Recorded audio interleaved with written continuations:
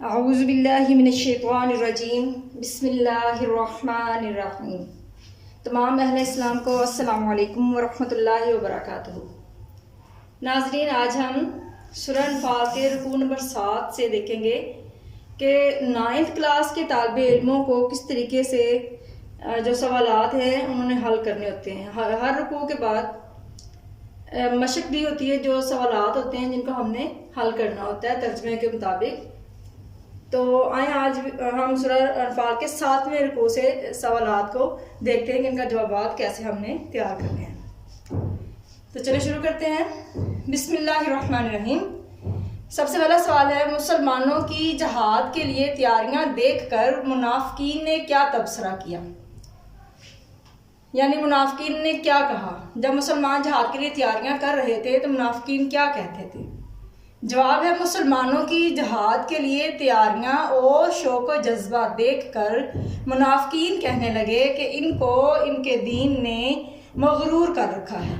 سوال نمبر 2 ہے، کفار کی جانب سے عہد شکنی کی صورت میں اللہ تعالیٰ نے نبی کریم صلی اللہ علیہ وآلہ وسلم کو کیا ہدایات دی ہیں؟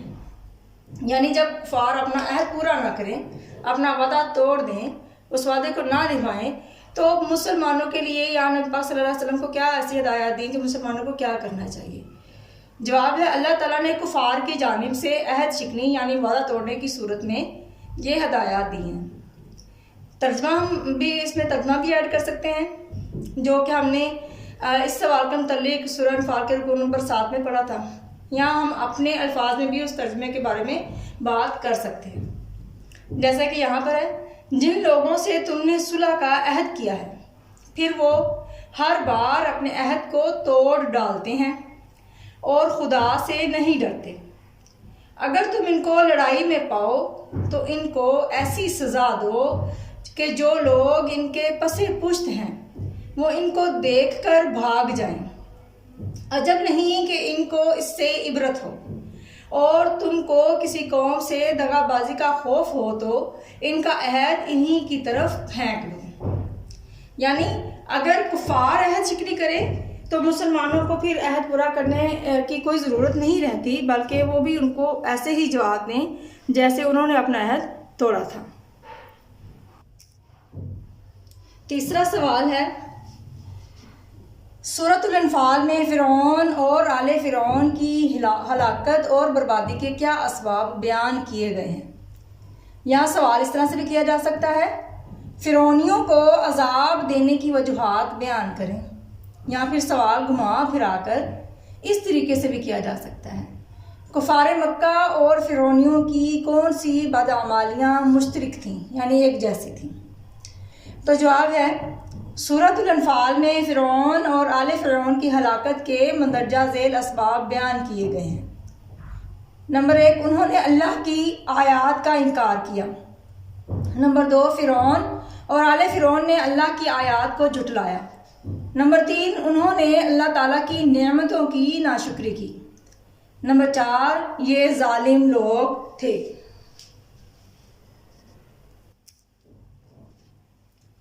اگلا سوال ہے، مندرجہ ذیل آیات کا مفہوم بیان کریں۔ یعنی آیت لکھی ہوتی ہے یا آیت کا کوئی حصہ لکھا ہوا ہوتا ہے اور کہا جاتا ہے کہ اس کا مفہوم بیان کریں۔ تو سب سے پہلے ہم نے آیت کو پڑھ کے اس کا ترجمہ ہم نے لکھنا ہوتا ہے۔ ترجمہ لکھنے کے بعد اسی ترجمے کے مطابق ہم نے اپنے الفاظ میں بات بیان کرنی ہوتی ہے کہ ترجمے سے ہمیں کیا بات سمجھ میں آئی ہے۔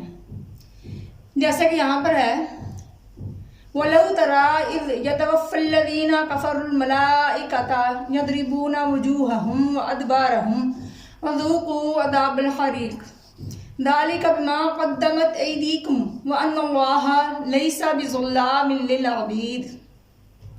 سب سے پہلے ہم باماورا ترجمہ لکھیں گے، اور کاش تم اس وقت کی کیفیت کو دیکھو جب فرشتے کافروں کی جانیں نکالتے ہیں اور ان کے منہوں اور پیٹھوں پر کوڑے اور ہتھوڑے وغیرہ مارتے ہیں اور کہتے ہیں کہ اب عذاب آتش کا مزہ چکھو۔ یہ ان اعمال کی سزا ہے جو تمہارے ہاتھوں نے آگے بھیجے ہیں، اور یہ جان رکھو کہ اللہ بندوں پر ظلم نہیں کرتا۔ بامحاورہ ترجمہ کرنے کے بعد ہم اسی آیت کے مطابق مفہوم بیان کریں گے اپنے الفاظ میں، جیسے کہ یہاں میں نے کوشش کی ہے۔ اس آیت مبارکہ میں کفار پر عذاب کی کیفیت کو بیان کیا گیا ہے کہ ان کی جان فرشتے کیسے نکالتے ہیں اور ان کو کیسے جلانے کا عذاب دیا جائے گا، اور یہ سب ان کے گناہوں کی سزا ہوگی۔ اور ساتھ یہ بھی بتایا گیا ہے کہ اللہ بندوں پر ظلم نہیں کرتا، بلکہ اگر اللہ تعالیٰ بندوں کو سزا دیتا ہے تو ان کی بدعمالیوں کی وجہ سے سزا دیتا ہے، نہ کہ ان پر ظلم کرتا ہے۔